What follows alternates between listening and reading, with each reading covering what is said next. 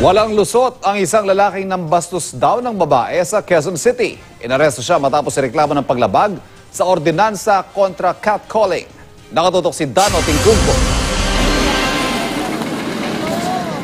Bawal ang manipol, mangotsa o mambasto sa Quezon City sa ilalim ng kanilang anti-catcalling ordinance. Pero isang 22 anyos na dalaga ang nabiktima raw ng pambabastos sa lungsod.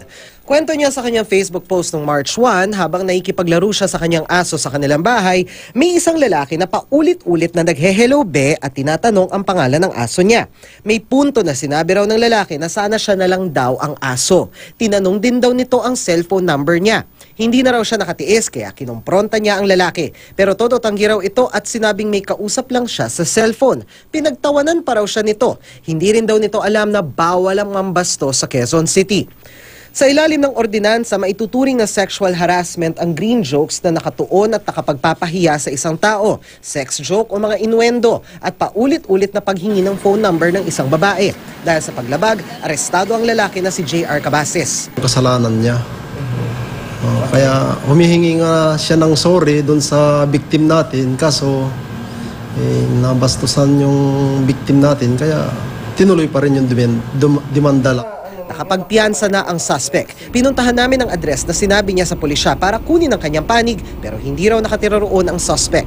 Ayon sa QCPD Station 4, ito na raw ang pangalawang beses na nagamit ang ordinansa para makapagpakulong ng mga mahuhuling naninipol o nambabasto sa kababaihan. Pero mas maganda, malalaman na ng publiko na ganyan, na meron palang ordinansa para na meron tayong catcalling. Para makaiwas na rin sa ganyan, pang iinis sa mga natin. Laking pasalamat naman ng dalaga na sa tulong ng anti-catcalling ordinance ng lungsod, napakulong niya ang lalaki na inaasahan niyang magsisilbing aral.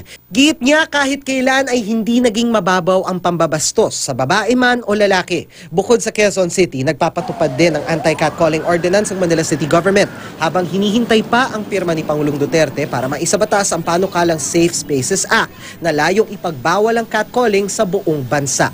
Dano Tingkungko, Nakatutok, 24 Oras.